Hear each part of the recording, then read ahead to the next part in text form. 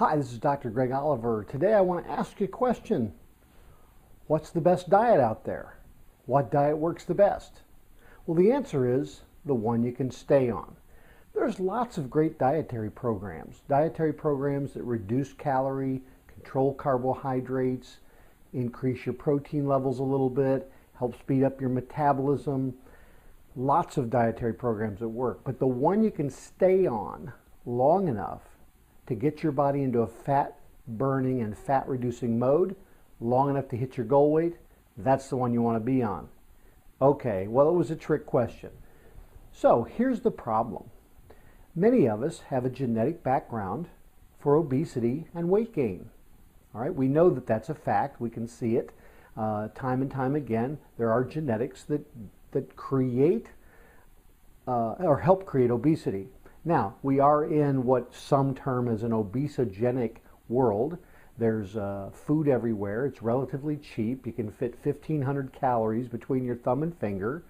The food tastes great. We're being advertised. It's on every street corner. So, if you have the genetic ability that drives you to eat the wrong foods or to be hungry, to create more insulin in your body than you need, as the fat grows in your body, you produce more ghrelin, which makes you more hungry.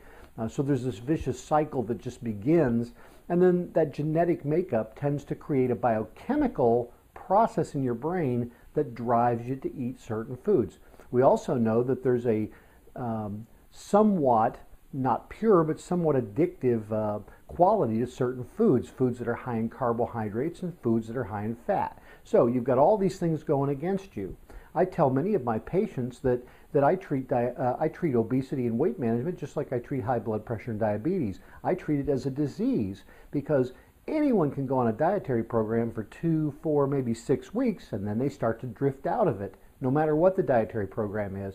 And it's because the biochemistry that has been created in our body and our brain based on our genetics, based on our environment, based on our training, all those things that come together create this environment for us to gain lots of weight and a difficult environment to stay on a dietary program. So we see people lose weight, plateau, gain weight back.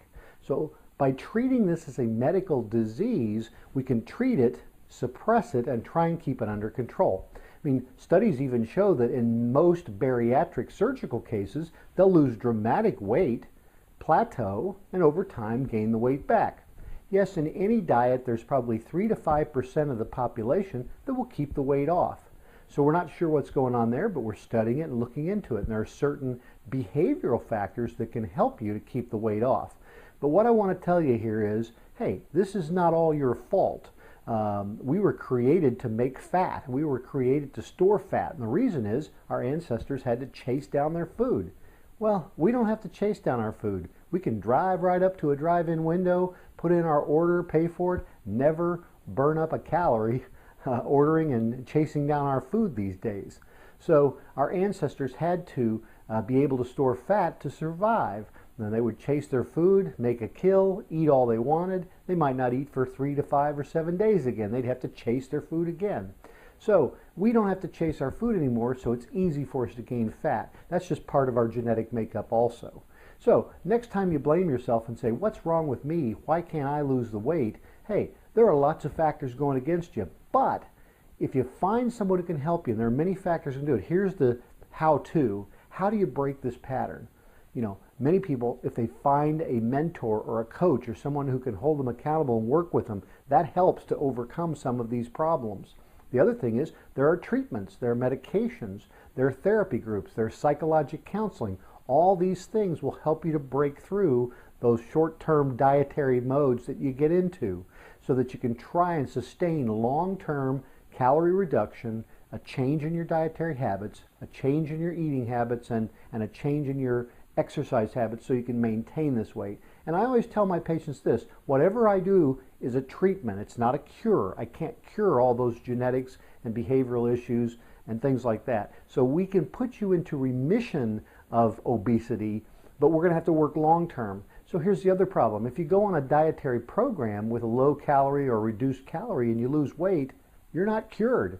It will come back if you don't continue to have a coach, a mentor, a counselor, a treatment plan, some type of medical therapy. There is no cure for this, and so at this point you have to do it for life, okay? Now, that may sound bad, but hey, if you had high blood pressure, you'd have to treat it for life. If you have diabetes, you have to treat it for life. So treat obesity as a disease process, something that you can manage and control with help from professionals. And if you have any questions on who might be able to help you, go ahead and comment back or hit us back here at Fat Doctor TV. So it's not your fault. The best diet is one you can stay on, and there are ways to help you stay on that. And we'll talk to you later about that. Hey, take care, have a great day, and we'll see you next time on Fat Doctor TV. So long for now, Dr. Greg Oliver.